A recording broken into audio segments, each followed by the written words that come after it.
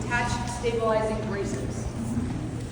So a little bit of history before we jump into where we're at now with this. So November 8th, 2012, an FFL submitted the first forearm stabilizing brace to ATF, asking us if that prototype is attached to a heavy pistol such as an AR-15 type pistol would change that type of pistol's classification under the federal firearm laws. The submitter described the brace device as designed to assist people with disabilities or limited strength. Based on the information provided, ATF inspected the brace device and found that that particular sample, when attached to a firearm, did not require the fire, or did not result in the firearm being designed or intended to be fired from the shoulder. But after that, numerous weapons equipped with stabilizing braces were manufactured and distributed that were different than the 2012 prototype.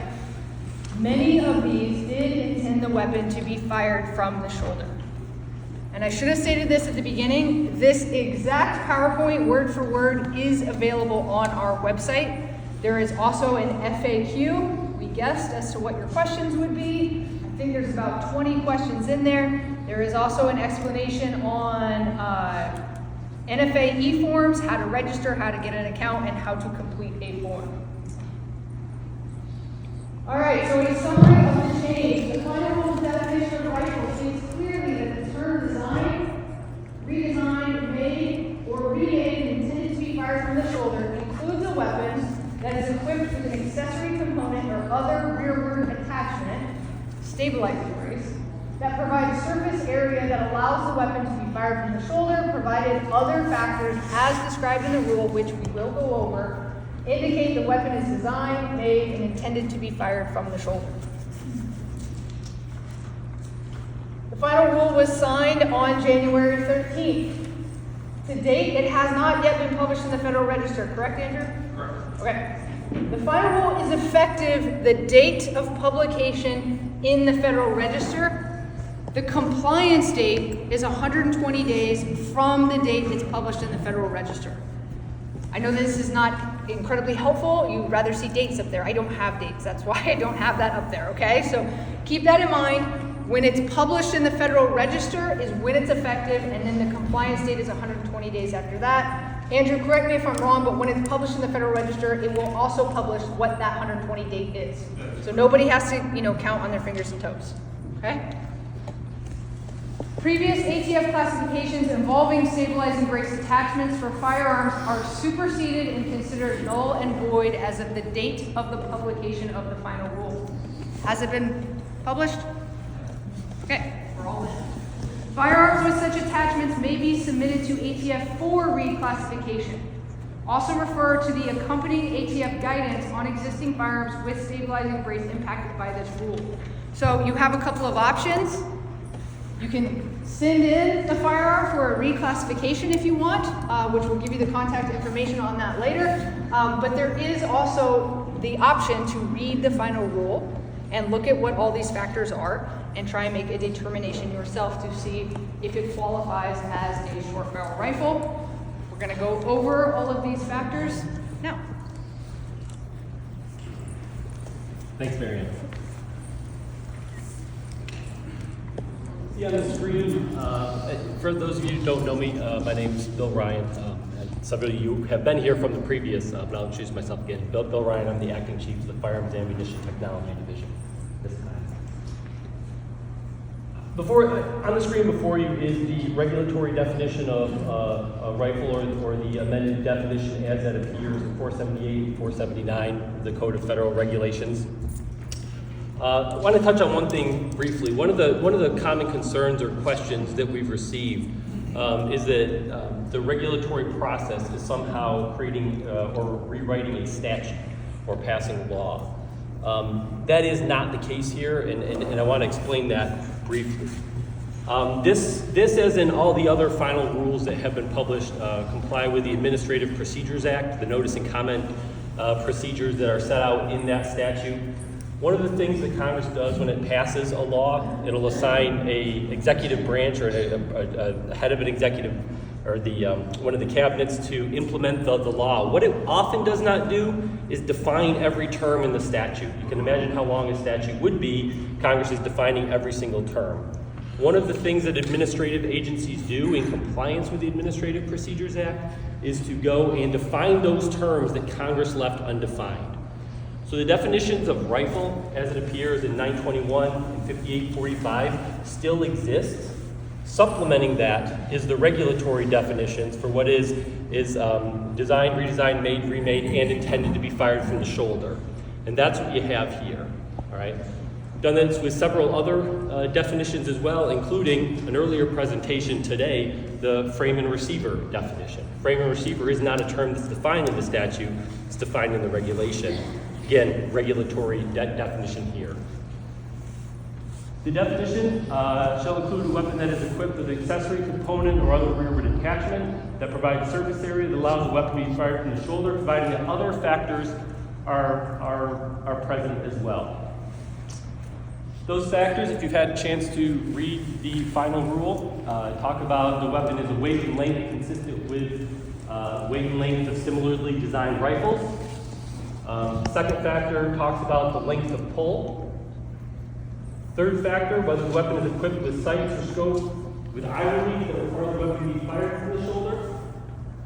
Fourth, talks about consideration on whether the rearward attachment is something that's necessary for the cycle of operations of that firearm. And that'll be readily apparent to many of you just thinking through it, and we'll talk about that in just a moment here as well. Also considered manufacturers' direct and indirect marketing and promotional materials indicated the intended use, and then the information demonstrating the likely use of the weapon in the general community. Okay, that is what is in the statutory text, the regulation itself. Let's talk a little bit about those things. One of the items talks about the first item actually talks about the surface area that allows the weapon to be fired from the shoulder. The idea is that when anything is fired from the shoulder, there needs to be something that actually is placed against the shoulder. All right, that is the first step in determining whether something's intended to be fired from the shoulder for pretty obvious reasons. That does not mean that is not the end all. That is not the end of the analysis, because when we are considering classifications of firearms, you look at the overall weapon. The rest of those considerations on the overall weapon included whether the weapons have a weight and length consistent with the weight and length of similarly designed rifles. Right? The idea is that you're comparing apples to apples, oranges to oranges. Something that is a rifle as marketed as sold, same weight, length, and same characteristics is likely a rifle as well, right? So for example, you might have two items. It's hard to tell weight, obviously, from the picture, but you get the idea. The similarities, simply because there is something marketed as a stabilizing brace on the back, doesn't mean that it is not intended to be fired from the shoulder based on classification of the weapon. One of the things that the final rule goes into in some detail is talking about the fact that simply limiting analysis to a component, to the stabilizing brace on the back of an item, and then saying, regardless of any other characteristics of the weapon, this thing can't be intended to be fired from the shoulder merely because there's this one item on it. Not good enough, right? We have to look at the overall weapon and whether that's intended to be fired from the shoulder. You'll see pictures, for example, in the final rule of stabilizing braces on, for example, a 50 caliber bolt action rifle. Not intended to be fired from the shoulder because that device is on the back? Not necessarily. Look at all of the characteristics of the weapon. Some more examples. Stabilizing brace, item on the top, and then no commercial stocks in the bottom. Similar designs of the overall weapon. Length of pull is also a characteristic that the final rule discusses in some detail. Length of pull is a common measurement that describes the distance between the trigger and the center of the shoulder stock. It's a measurement well used or well known in shoulder fire weapons. And so it's a consideration that's being taken into account here. Again, it's compared to those similar weapon systems as the item in question. So if you have an item that has the what has been marketed as the shoulder or the stabilizing brace on it, it's compared to an item that has the known stock on it or is even sold with that stock. The final rule includes details and pictures of how this measurement is made and what it means.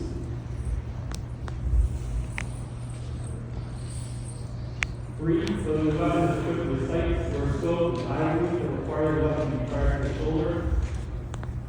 The idea behind this element is, I think, a relatively simple one in that you have scope or sights on a weapon to help you hit the thing you are aiming at when you're shooting the weapon.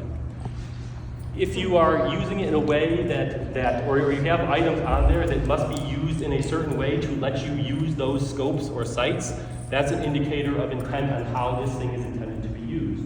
So it's fired from the shoulder, right? If you have a scope or sights on a weapon that can only be used with a couple inches of eye relief, that item must be held up to the shoulder. That's very good evidence of the fact that this is intended to be fired from the shoulder as a weapon system. There's an example here. Looks like me. More examples.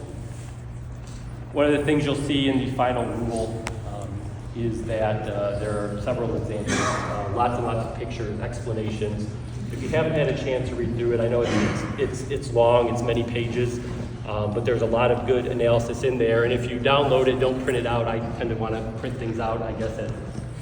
But if you don't, you use electronically, you can keyword search. It's helpful. You can sort of navigate it through that. And there is also a table of contents at the front that will kind of give you the basic layout of the publication as it exists that you may find helpful. This is consideration. This is one that I mentioned at the beginning as well. The surface area that allows the weapon to fire from the shoulder is created by a buffer tube, receiver extension, or accessory rearward attachment that is necessary for the cycle of operations. Obviously, what we're talking about here is most commonly the buffer tube on an AR-type firearm. That has a function that is far separate or different than being used as a shouldering device, right? There's a buffer spring, buffer tube, all of those things are necessary to the cycle of operation. So simply because that's on the back, that isn't what we're talking about when we're talking about the surface area, the rearward surface area. This is a picture that sort of lays that out in a little more detail. And again, I think this picture is in the final rule. What this allows is when FATD, when ATF is making a classification, to look at those items that are necessary for the function that do not indicate necessarily that it's intended to be fired from the shoulder. A buffer tube placed on the back of an AK or another design that doesn't utilize a buffer, all right?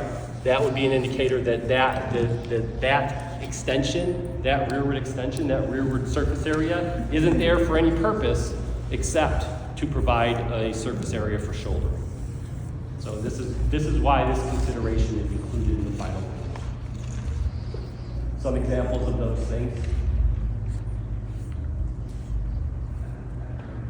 One of the long-held principles at FATD in classifying firearms and ATF generally, the manufacturer's stated intent is considered.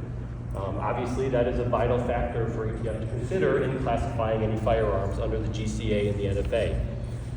One of the things and one of the ways that is made evident is by the manufacturer's marketing of promotional materials that exists. Talks about indirect and direct. Direct marketing materials, obviously those items in 10 logs, other things that the company puts out. If you read the final rule, you'll see it talks about the indirect marketing as well. And those can include appearances on TV shows, blogs, any sort of YouTube videos where the items are being presented. The idea is that anytime the manufacturer's out there showing how their product can be used, how it should be used, that's good evidence that we need to use in making a classification. Going along with that, use of the weapon. Information demonstrating the use of the weapon in the general community. In the final rule, there's a reference to One of the cases that we had several years ago where a manufacturer utilized the internal component of a silencer as a muzzle brake. So we went to court, we went through the whole thing. First Circuit ruled on it and ultimately decided that, well, what you have here, the manufacturer's stated intent is one thing. The evidence suggests that the stated intent isn't all. There are other things to consider here. How this thing will be used, whether it's useful for that purpose, all of these things. Information demonstrating the likely use in the general community. If you have further questions on that, it's laid out pretty much in detail in the final regulation or in the final rule, in the preamble to the final regulation. I would suggest anybody that has questions on that, look at that because it sets out in there exactly what that means and what it refers to. Marianna.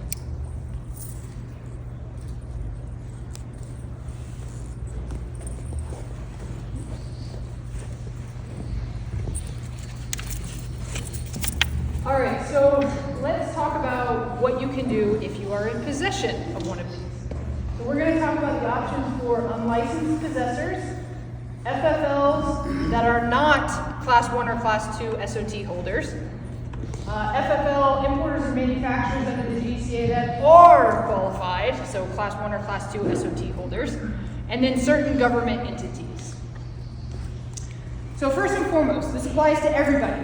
So we talked about at the very beginning, you have 120 days to come into compliance once the final rule is published. In that 120 days, if you choose to register the items you are currently in possession of, you can do that without having to pay the tax. All right, so that would be unlicensed possessors. You can register your SBR through an E-Form 1. We'll talk about that in a minute, but you will not be subject to the $200 making tax. Okay, same thing with FFL non-SOT holders, non-Class 1 or Class 2 SOT holders. So just an FFL. You can also register your items without having to pay the $200 tax. And then obviously our FFL Class 1, Class 2 SOT holders, so you are already licensed to manufacture or import NFA weapons. You can register yours through the E-Form 2 process within that 120 days and you are not subject to the tax. Once registered on an E-Form 2, the FFL SOT holders are liable for applicable transfer tax when the firearm is subsequently transferred. So the tax, you are not required to pay the tax to get them registered, but then you get it registered and 10 days later you want to transfer it, now that transfer is then subject to the tax, okay? So it's not like tax exempt everything for the 120 days. It's just to get what you currently have in your possession registered. All right, so options that are available to everybody. No matter how you are licensed or you are not licensed, you have these options. Number one, remove the short barrel and attach a 16-inch or longer rifle barrel to the firearm. Option two, permanently remove and dispose of or alter the stabilizing brace such that it cannot be reattached. Option number three, turn the firearm into your local ATF office. Option 4 is to destroy the firearm. Option 5 is to register the weapon. Okay? So I can't state that enough. Options 1 and 2, you can keep the firearm. You just either have to remove the brace or you have to add on a 16-inch rifle barrel. Okay? So you take it out of that category of being a short barrel rifle. All right, so let's talk about that option number 5, the registration option. So if you choose to not take advantage of options 1 through 4, and instead you want to register it, here's what you have to do. So non-licensees, okay, I'm not going to ask for a show of hands here, okay? So non-licensees, so you as an individual, right? So I'm not talking about your businesses right now. I'm talking about you as an individual or your customers as individuals, because I know that they're going to come to you and they're going to ask for help, right? So if you are a non-licensee and you want to register that firearm as a short barrel rifle, you can go on the E-Form system and submit an E-Form 1. It has to be done within 120 days of the publication of the final rule in the Federal Register. Has it been published? No. Yes. Okay. All right, so you are not required to pay that $200 making tax. Okay, again, as long as it's done within that 120 days. And you may adopt the markings on the firearm for purposes of the E-Form 1. You have to indicate on the E-Form 1 the manufacturer, the model, all that good stuff. If the firearm is not so marked, then the individual will need to mark the firearm, okay? So that's the case on all E-Form 1 submission, all Form 1 submissions. If you are making an NFA weapon, it has to be marked, okay? It has nothing to do with the PMF. All right, FFLs. So now I am talking about FFLs who are not a Class 1 or Class 2 SOT holder, all right? So if you are an FFL SOT dealer, this applies to you, all right? If you are an FFL and all you do is GCA firearms, right? Manufacturer, dealer, pawn shop, whatever, okay? This applies to you. You can also register the items that you currently have in your possession through the E-Form 1 process. Everything that I just talked about with unlicensed possessors applies, right? Same exact thing, right? It's literally the same exact words from the previous slide, okay? You don't have to pay the tax, you don't have to mark it as long as it's already marked. All right, so FFLs that do not have a Class 1 or Class 2 SOT, once you register those items, if you decide that you want to engage in the business, right? Think about what was it? The first presentation I think we did this morning when we talked about it's a regular course of business, part of your, you tend to make a profit, part of your livelihood, blah, blah, blah. It's not just an occasional thing. You want to engage in the business of dealing in SBRs, you have to get a Class 3 SOT. Okay? All right, registration options for my FFL Class 1 or Class 2 holders. You can register the firearms currently in your inventory through the E-Form 2. All right, that's obviously tax exempt. You have 120 days from the date that it is published in the Federal Register to do that. Okay? To transfer any of these firearms after the rule is published, obviously first it has to be registered, right? You cannot transfer an unregistered NFA item. So once you register it through the E-Form 2, then your transfer would be, a Form 4, Form 3, what have you, depending on who you're selling to, okay? So this is all about how do I handle the things that are currently in my possession.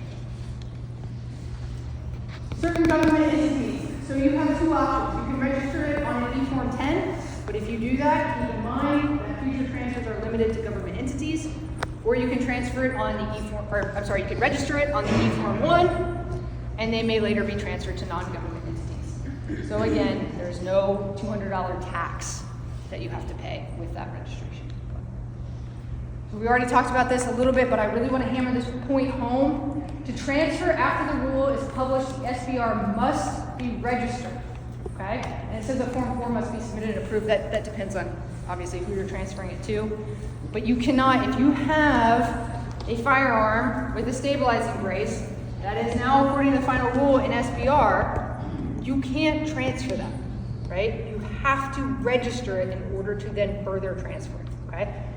Again, your options, we have 4 other options besides registration, but I'm simply saying you can't have people come in and you start selling them left and right. You have to register those things if you want to further transfer it later on in the way it's currently constituted, right? So if you register it, you're good. You can then transfer it on whatever NFA form, depending on who you're transferring it to, but you cannot transfer it until it's registered.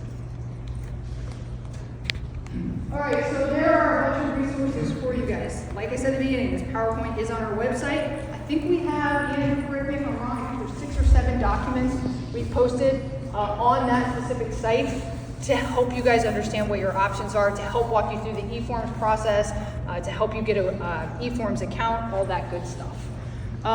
Daniel, Bill, I think you guys also have resources on there that give you examples of these firearms, things like that. Okay. So I can't stress that enough. Go to our website, take a picture of that. If you go to our website, just atf.gov in the search bar, type in stabilizing braces, and you'll get to this page. Okay? And again, contact us information. So the first one, FIPD@atf.gov. That's me.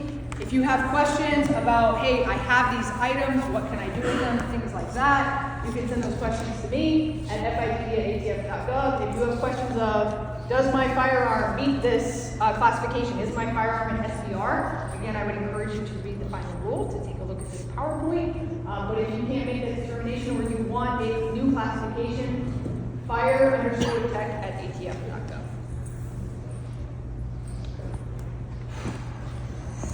Oh, we're just gonna skip this one. All right, questions? Quick. So first hand right here. Local law enforcement, does the ATF have a process to educate what an SBR is to local law enforcement agencies? I mean, we're available as requested. One of the things that we'll often get requests for is for training, other things. There is a lot of material on there to go through, so I think that request would have to be made. The reason I'm asking is my customers, they don't know, they're reading the final rule, they're all confused. I try to help them out. They get caught at a range shooting their PMF or stabilized braced firearm, but they think it's a pistol. And then the local law enforcement, they have to decide. And then they make a judgment call as well. But if I just direct them to you guys? Yeah, please do, yeah. Yes. I wanted help getting caught up on something. The way I understand it, we've been in business for years. At some point, there was a letter issued by the ATF to the SBA Tactical Company stating that that brace was legal and that may be made into a short barrel with that brace and it becomes a pistol as long as you use that brace. You couldn't take that brace off, you couldn't remove the Velcro, all of these special things. But for years, we've been manufacturing and selling under that rule and that letter. Now all of a sudden, it's like you guys have pulled that letter back and said, oh wait, we're gonna change, and now here's the new deal. So why did that process happen? And was there some kind of confusion with that letter? I mean, how did I build these things for the last 5 years and now find out that this is not the right thing? Have you had a chance to read through the final rule? Yeah, the publication outline. You have to have that. One of the points in the final rule, if you look at what's written in the preamble, not specifically the regulatory text, but there's a long explanation. The analysis of what you have here, and there's a classification of a part, right? That is not a weapon, it's a part. That part, regardless of any other characteristics of a weapon, that part is the one characteristic that matters. That is incorrect. That was an incorrect analysis that ATF used previously. In the final rule, the analysis goes into why that was incorrect. All right. What you must do when you're classifying firearms is not just look to one part and say, all right, this is the thing that classifies it. You have to look at the overall weapon. That wasn't what was done with that classification of the brace. So as I brought up in my presentation, you put a brace on a 50 caliber bolt action Barrett sniper rifle. Is that now a handgun?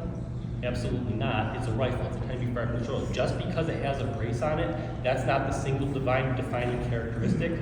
It's all of the things that show it's intended to be fired from the shoulder. I understand all of that exactly correctly. However, you guys have been enforcing for the last number of years these pistol braces that we've been manufacturing and putting out and selling as being legal and A-OK. Now all of a sudden you're saying, now they're not A-OK. And you're claiming just because it wasn't written correctly in the past, or someone in the ATF didn't look at that correctly or view it differently. I'm just trying to figure out why has this change happened? The pistol brace itself is not banned. The pistol brace is still an item that can be possessed, it can be used, and all that. It doesn't mean that any firearm you attach a pistol brace to is now a pistol merely because there's a brace on it. That's the analysis. So it's looking at the overall firearm, which was not done, and the analysis previously that because you have something marketed as a stabilizing brace, any weapon you put it on is not intended to be fired from the shoulder, ignores all those other characteristics. That is what the final rule talks about, and that's what the final rule says was the incorrect analysis. We went through notice and comment and all the public comment to get to that point, to put everyone on notice. That analysis is all in the rule. Like one more comment, and that is, at that time when that letter was out, it was stated by the ATF in this letter that regardless of what the weapon is, how you fire it or how you intend to fire it does not change it. If I were to take my Glock 19 and hold that to my shoulder and fire it, I may do so legally because it is still a pistol.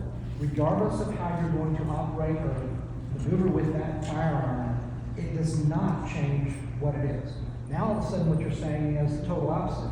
Now because there is some intention to put it to my shoulder, it now becomes a rifle. It's not that there's intention to put it to your shoulder. It's that those design characteristics are indicative that it's a rifle. It is actually designed and intended based on the objective features of that item, not what you're doing with it, that item is intended to be fired from the shoulder. Okay. That's all. Just kidding. Yes, sir. For the time period between January 13th and whenever the rule is actually published in the Federal Register, for that time period,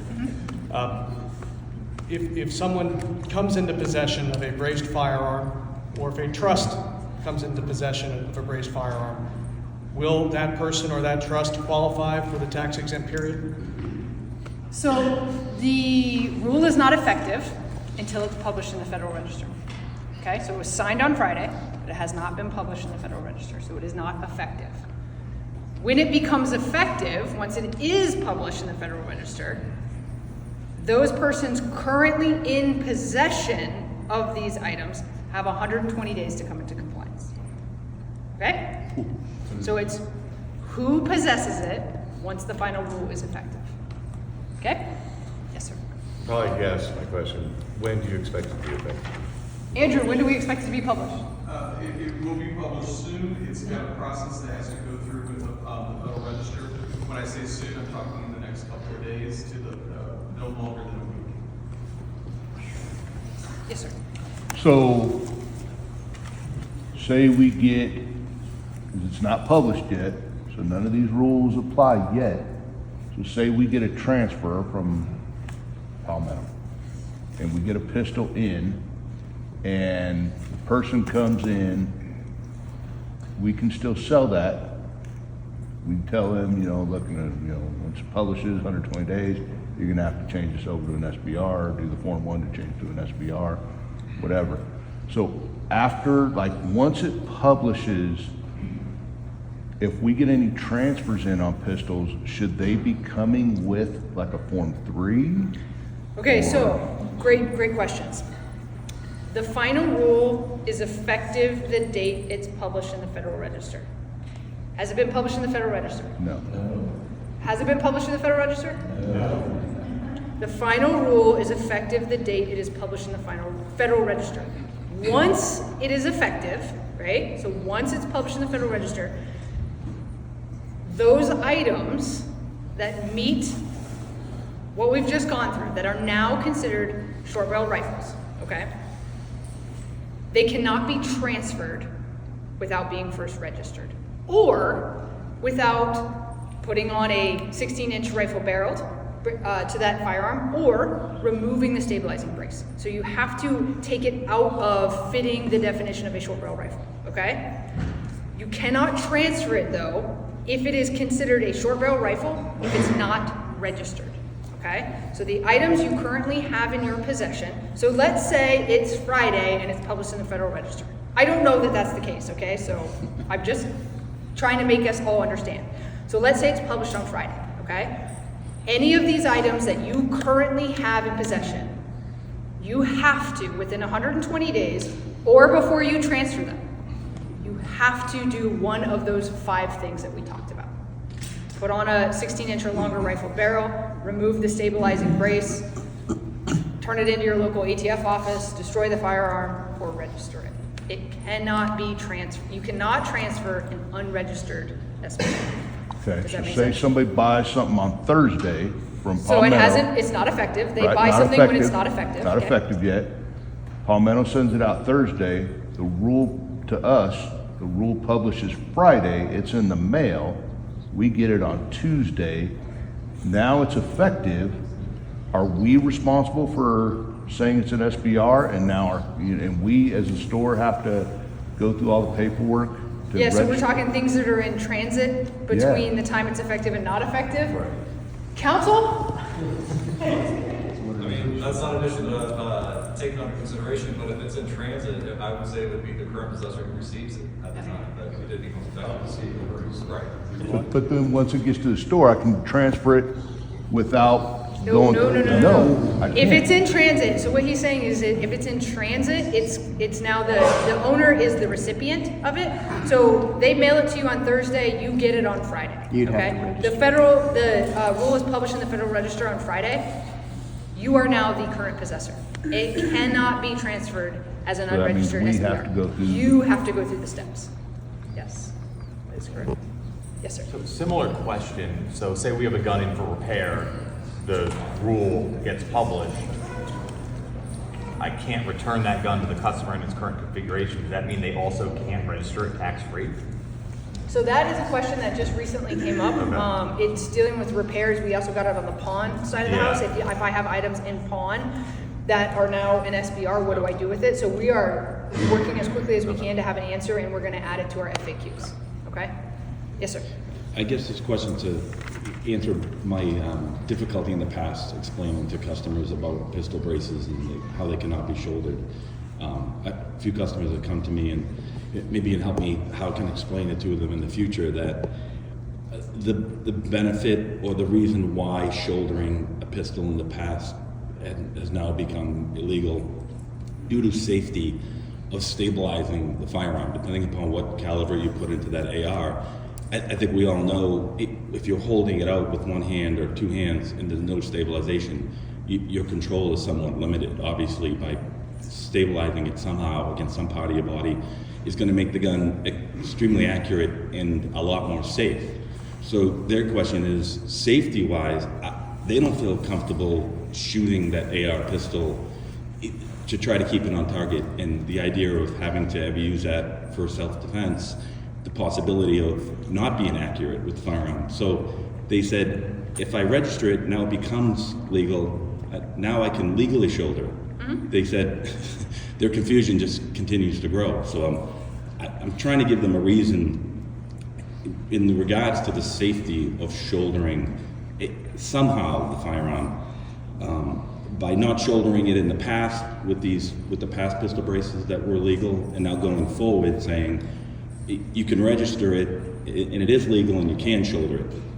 So their idea is, well, if we take it off and I shoot this, and I'm not that accurate with the firearm, if it's a reason of safety and accuracy, was that ever considered in the whole new explanation? I haven't been able to read through the whole thing yet.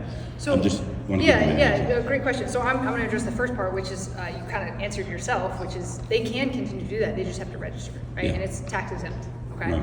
Now, as far as I'm going to look at my firearms experts over here, as far as like the safety aspect that you're talking about and the accuracy of your shooting. The fact that what you have is an item that they feel unsafe to shoot with one hand, maybe also an indicator that it's a rifle, that they need that item to actually go into the shoulder to fire, right? And so one of the issues is Congress has told us there's such thing as a short barrel rifle. The fact that there are other uses or other ways that would be helpful for someone to shoot it, we have to regulate under the statute short barrel rifles. And so I'm not sure, as far as the aspect of giving to your clients, I'm not sure I guess that I fully understand what the concern is that you're trying to alleviate for them. I would direct them to this PowerPoint to understand, what's going on and what the options are and things like that. I would certainly direct them here.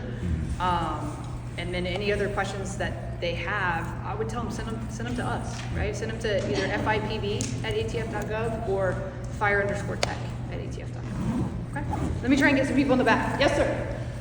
Let's say I have a 01. I've decided to go 16-inch barrels on all the ones I have in stock. Am I gunsmithing or a manufacturer? Under this, that is an option. You are allowed to do that. You don't have to worry about what it is you're doing. You're following one of these options. Yes, sir. Yes. I'm a pawnbroker. I have some of these in pawn today. Yep, we're gonna get that question. So we are sorting through that answer right now. we are going to put it on our FAQs, okay? So everyone will have access to it. So the question, so everyone knows, is I'm a pawn shop or I'm a gunsmith, generally the same concept, but I have something that is somebody else's. How do I, because I'm the current owner of it, how do I do it? You know, so we're gonna add those questions to our FAQs. Let me finish up. Okay. So I decided to take the arm brace off of the pistol. I want to transfer all that traffic back to the legal owner. You got a problem with that? Bill, I mean, you're just taking it apart and sending it back as a knockdown SDR? giving both the gun and That's your answer. you can't give them the you can't give them the pistol and the stabilizer. You can't give them both the separate. Yes, sir. The hat. Okay. Just so I can advise my FFLs properly, I saw on page 15, I've read all 293 pages multiple times. I saw on page 15 that it said that you will not be implementing it with FFLs until 60 days from the publication date. Does that mean that they have to comply within 60 days, or everybody else has to comply within 20 days? I think the 60 days, correct me if I'm wrong, refers to the Congressional Review Act, and that's a specific procedural hurdle. It talks about enforcement for every major rule that comes out. Congress has passed a law that says they have 60 days to do what they want to legislatively about any particular rule, and that's what that talks about. Okay, so they will still have to 120 days. So it's the same thing. That's just a procedural thing that it exists out. When did that 60 days start? Publication. From the publication date. That's 13. Yeah, but I don't want people to get confused. 120 days for everybody, all possessors. Gotcha. I'm just wondering how long Congress has to fix this.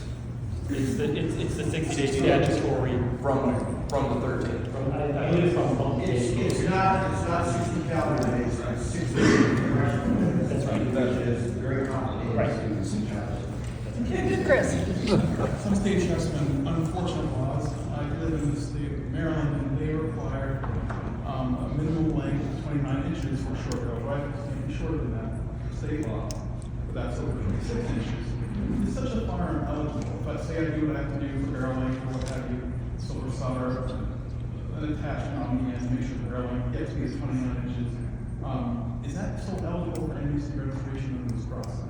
It's a tax forbearance is what we're talking about here, but I'm sorry, is it an NFA firearm? Well, It violates state law. NBC registering this thing, it would be over 26 inches, but. So we're only talking about federal law here today.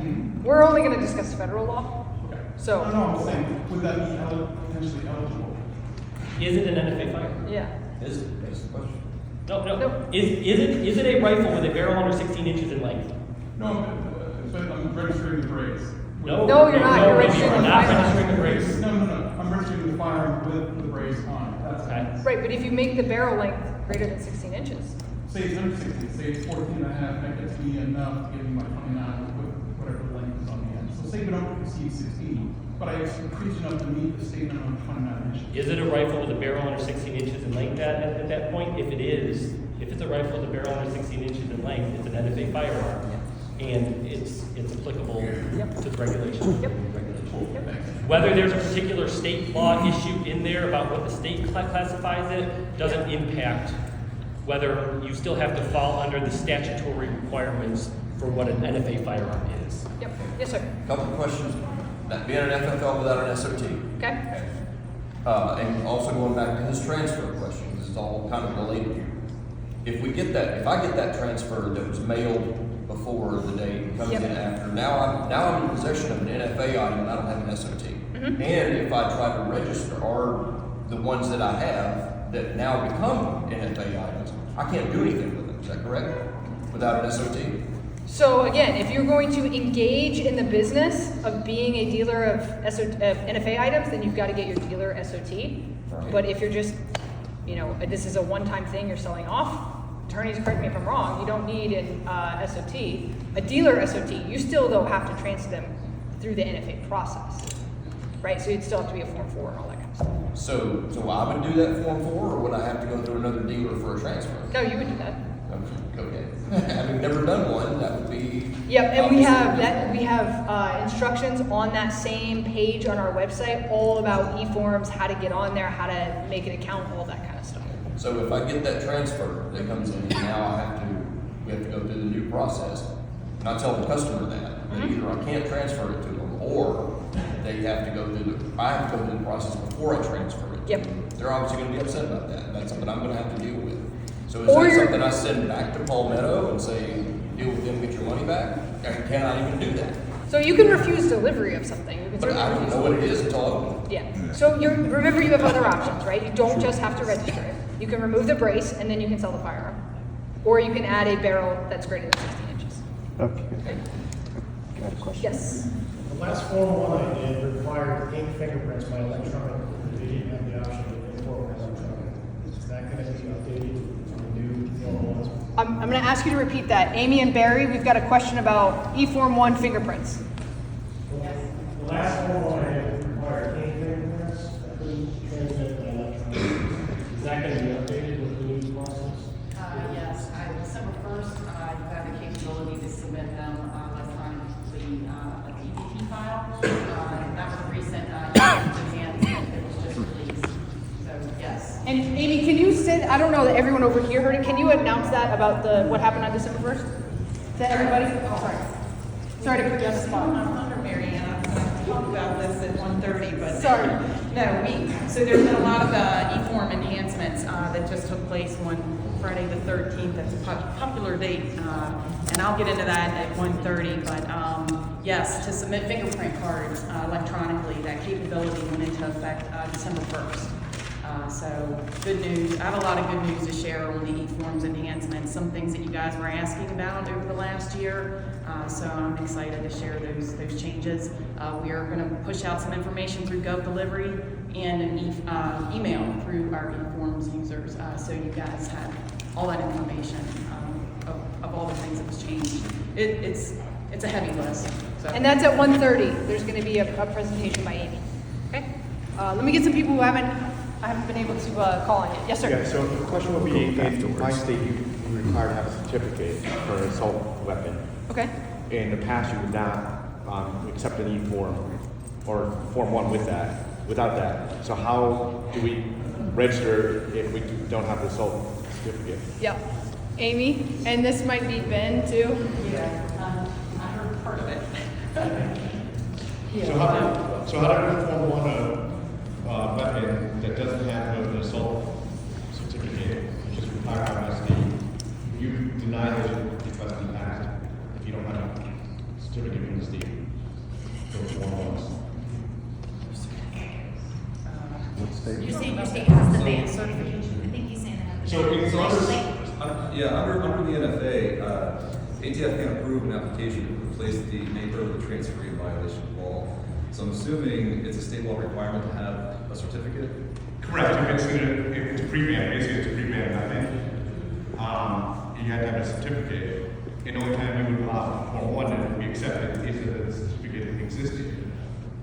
But now you have all these, what we call others, because you're allowed to build them. Now we have to register to keep them. Can we accept the Form 1 without the certificate? Well, the same requirements would be true when submitting the Form 1 under the final rule. We statutorily can't approve an application to replace the neighbor of the transferee in violation of law. So if that's a law in that particular state, that requirement would still be a requirement when submitting an application pursuant to the So they're following that. That would be a state law issue. The state mandates that's there. We can't do anything about that because again, statutorily. Well, you just made it all illegal immediately based on the way you said the rule. They weren't illegal until you made the rule. Right. But it's the state requirement that this form or this certificate, whatever it is, exists. We can't waive that because the statute says ATF can't approve things and put the maker. And if the state believes the maker will be in unlawful possession, that's something ATF just statutorily for Congress cannot approve.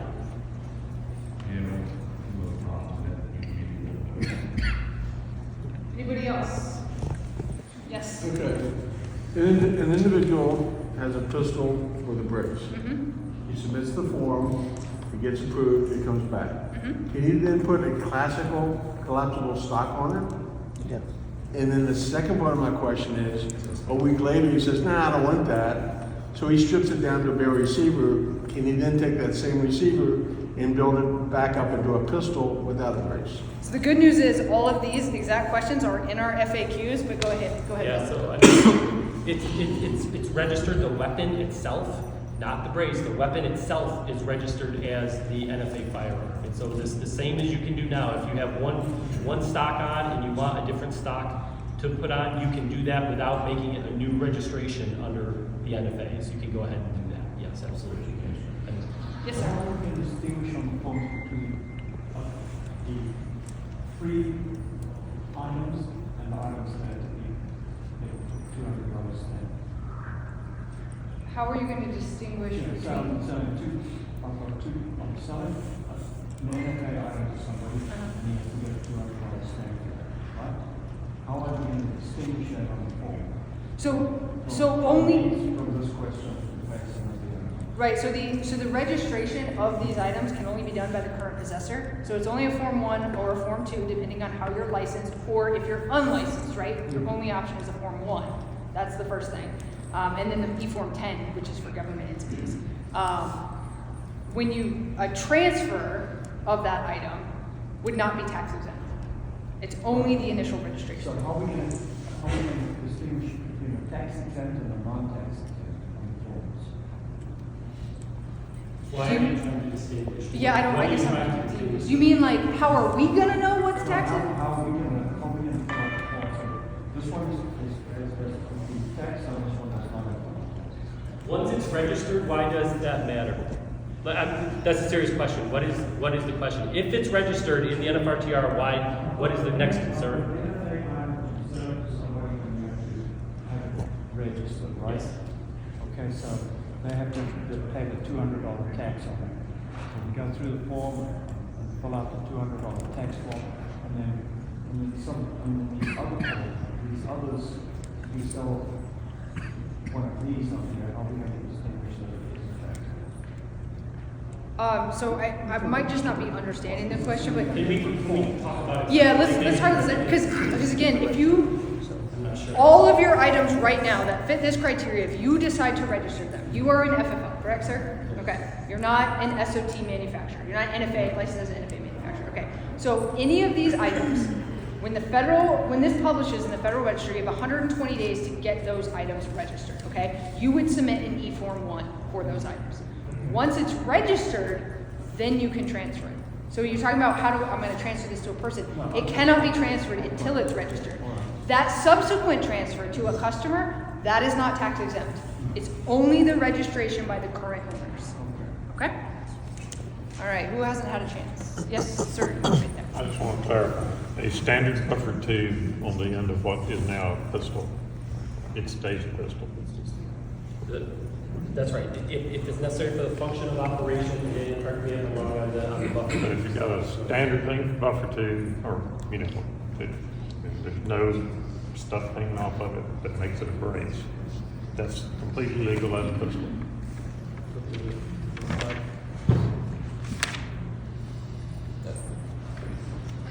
Is this the slide you're talking about? I'm sorry, I didn't hear you. Does this answer the question? Daniel, you have something you want to? Yep. Go ahead.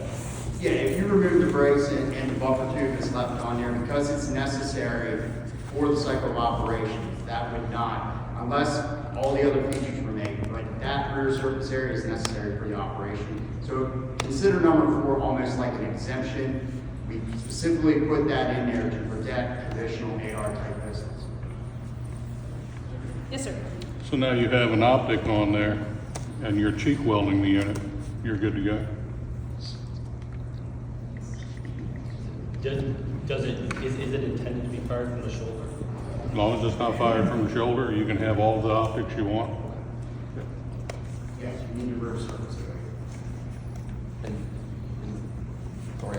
Go ahead. Follow the red dot picture here. You have the magnifier on there. Is the magnifier the part that makes a difference because that has limited eye relief? Yes. Because the standard red dot has unlimited eye relief. Correct.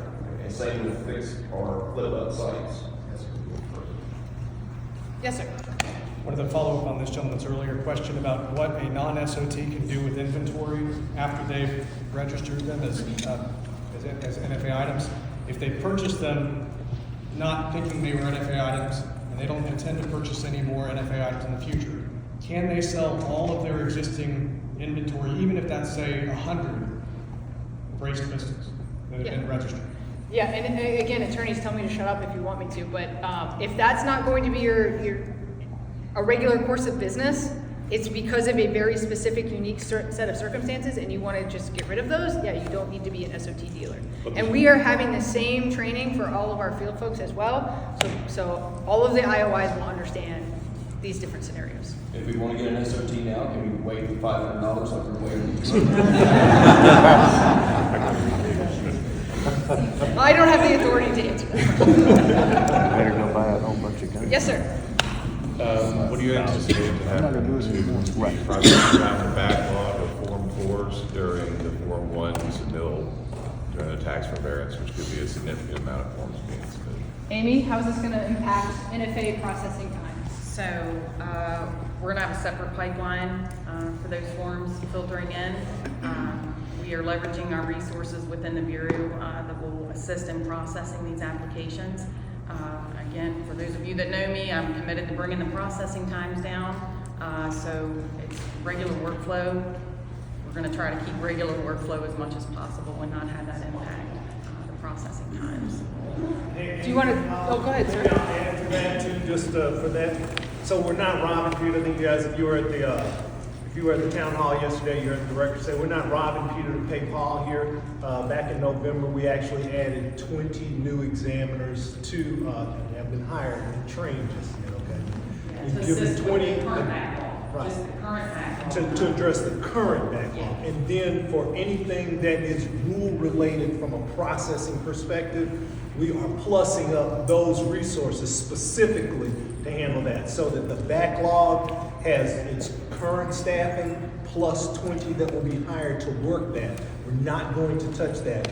We've actually created another cadre that is going to process the ones that are as a result of that. So it's not rob Peter to pay Paul, because it's very important to get that backlog down. Once we get rid of the paper, everybody's got that question, right? You'll see the times do this. It's kind of like doing your taxes, right? Nobody does paper tax forms anymore, right? I don't think if you do TurboTax, you'll be out of business, right? So once we can get everybody converted to e-forms, you'll see the same thing with regards to that natural downward trend in time. So if you'll just work with us through this, we're going to get through this, but we're not going to hurt the current process in order to take this on. And I think everybody knows him, but that is our Deputy Director, Marvin Richardson, in the back. Yes, sir. So related to all that, if you have a pending Form 1 for all these braced firearms, you can be in legal possession while it's still pending, correct? Yes, as long as, So- keep that documentation that shows you've submitted it. Take a screenshot or something like that. Okay, so speaking on behalf of the industry, we would be perfectly okay if you only had one person processing those Form 1s and you dedicated everybody else to the Form 4s. Those Form 1s, that's perfectly fine with us. Noted. All right. Yeah, but in follow-up to that point though, if your Form 1 is still pending, but you want to transfer it, you still have to get approval for that transfer, right? Right. Yes. Right. So delay may not always be good. Excellent point. Thank you. Yes, sir. One quick question. You talked again about the engraving process. Does all normal NFA engraving rules apply when an individual or even an FFL transfers was a braced pistol into a short-barreled rifle? You mentioned that they can adopt the current engravings. I'm not exactly sure what you meant. Yeah, so let's go back to that slide that talks about the markings.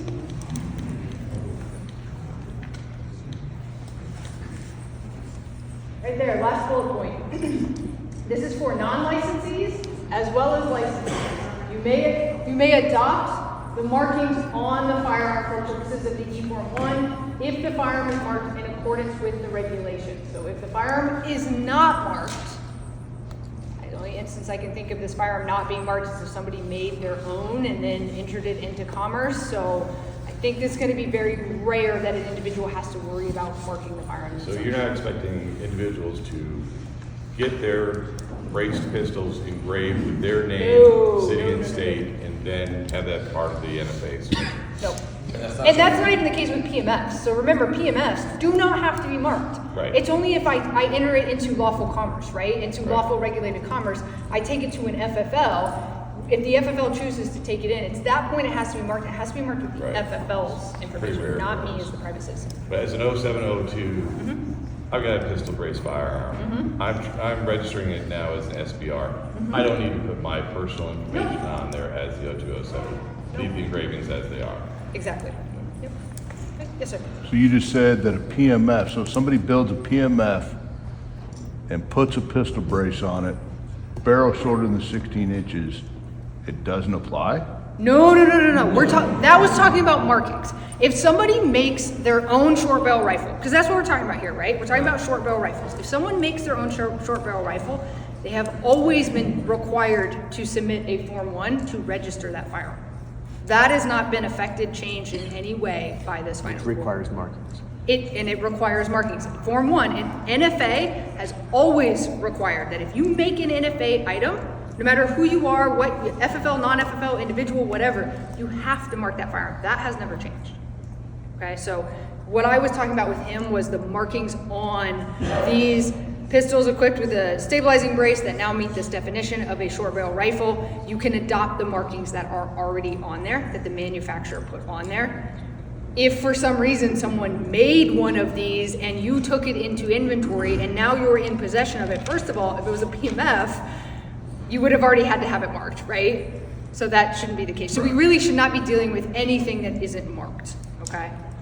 Clear? Are we good? Yeah, good there. My second question is, a lot of people have mentioned taking the pistol brace off and it's okay to sell the firearm. Clarification on that, you have to take that buffer tube off that has the adjustable slots on it and put on the pistol buffer tube that doesn't have that, right? You can't just take the SBA 3 off and say, okay, it's not a pistol anymore, because you can just put another stock on it. I mean, right, I think that one of the indicators is the adjustable Right, stuff, right? right. So, yes. But it's been thrown out there, just take it off and you're okay. But it has to be the pistol buffer tube that you cannot put an adjustable. And one of the concerns was, one of the questions that had also been raised previously by some was having, continuing to possess that item. Obviously, if you have it, you continue to possess it and you're in constructive possession of that short barrel rifle, that would be a problem as well. So giving it back to the same person, and I think that came up in here as well, be very careful about that. But just a standard buffer tube is the recommendation on that, so there's no doubt about what the thing is. That would be best practice. Daniel, you want to add anything? Yeah, Bill's hitting on a great point where we talk about remove and dispose. Well, you basically have 2 options. Either completely get rid of that brace just like it was a traditional shot, or put a pistol buffer tube on, and then it's not able to easily attach. Some of those mil-spec receiver extensions are not going to be easy to remove because they're stayed on the buffer ring. So that in and of itself, that's going to be okay. It doesn't have that brace or that rear surface area. So we're not going to be like, oh my gosh, that little piece of square added to rear surface area. So, but if you're a personal owner, we'd recommend putting a pistol tube on because that shows that you can't just easily reattach the pistol brace. Recommended, so it is okay for them to have the standard buffer tube with the adjustments on it, just no brace on it. That is okay. But are you going to have a brace right beside in the drawer? Then you get into the constructive possession issue. So if you do that and you leave that on there, you need to make that brace completely go away. Yes, sir. I want to put a brace on a 16-inch AR, right? Not have it registered. So why is there a requirement to dispose of these braces if I can reuse them on a legal length? Yeah, no, that's so one of the concerns was that if there was no other use for this item, I'm just going to take it off and throw it in the like you said, in the same drawer with the thing. Say, oh, I don't have it anymore. case law over, since the GCA, the NFA has that in place specifically, says that if you still have those items and they can be used in that way, then you might be in constructive possession. If there's a lawful use for that item, you can go ahead and use it in that way. The idea here behind that construction language was to make sure somebody didn't unwittingly become, be in constructive possession of that item. The only way it could be used was to make a short barrel rifle. Okay, so in reference to that, so this is so I can answer all my customers' questions, please. They have tons of them. And I told them I was coming in, and I tried to get all as much information as I could. So say a guy has an SBA 3, he has it on his rifle, but then he also has a pistol that he's going to the range or whatever, and that pistol has a standard buffer, because I call a standard buffer tube the one where you can adjust it. The pistol buffer tube is one where it doesn't have the holes. So if he has a standard buffer tube on a pistol with no brace, but he has a rifle that has an SBA on it or something else, and he gets stopped and they see those two items together, is he looking at issues? I can't say what any particular police officer is going to do. Let me ask it this way. If that person did the same thing with a shoulder stock, with a known commercial shoulder stock, right, what would be the situation then? It's the same thing. Exactly, it's the same thing. So say he doesn't have an SBA, it's just regular shoulder stock, but that's on his rifle, but he has a pistol that he could technically just take it off and put on there. Right. If an ATF agent stopped him, what would happen? What would happen? That is a loaded question. That is a loaded question. The idea is that you have two firearms in lawful non-NFA configurations. What will often happen is it won't be attached to one, it'll be sitting on the other. So the scenario you describe, and all these scenarios are incredibly fact-specific. What you're describing is two non-NFA firearms next to each other that could be configured a different way. That historically has not been the constructive possession argument that's gotten people in trouble. The argument that gets people in trouble is you have the pistol in the case, and you have the arm brace with it, with nothing else to put it on. Just That's sitting the there. constructive possession argument that we're going to see. All right, so I think we got time for two more questions. I want to build that out a little bit in terms of constructive possession, because the one that you were just describing, Bill, that's Thompson Center, right? In terms of like having just one, pretty much. If you're a licensee though, like a licensed manufacturer, even a licensed dealer, and you're removing those braces, you can still possess those because there are so many options available in terms of attachment and non-attachment. And still sell. And still, right. They would be, again, there's nothing unlawful about a brace itself. Right, but my point is that if you have an inventory where it's not limited to, the only thing that you can do with these braces is to attach it to these firearms, then you're not gonna have that constructive possession problem. It's similar to having, to selling rifles and then selling pistol barrels Right. in your shop, right? Right. All right, yes, sir. Just quickly, can you, as an FFL, we apply for the forms and we get our certificates and stuff to sell the new SBR. Yep. Can you mention what the marking is that we have to put on, we're required to put on that firearm? So if the firearm is already marked with all the required markings, so it has the name of the licensee that made it, it has the city and state, it has the serial number, if it's built out to the point that it has a model and a caliber, there's nothing else you have to do to it. You do not have to add any markings. Okay? All right, that was a short one. We got one left. Real quick. Yeah. Federal law, ATF law says you cannot also change a pistol to a rifle and a rifle to a pistol. So is this an exemption to that? That is specifically addressed in the regulation or in the regulatory type, and it talks about the enforcement discretion. Understand that's an issue. Not here. Okay. It's for this situation. Okay, all right, thank you guys. Really appreciate all the questions. Just real quick on what we have in store for the afternoon. From 12:30 to 1, we have a presentation on import.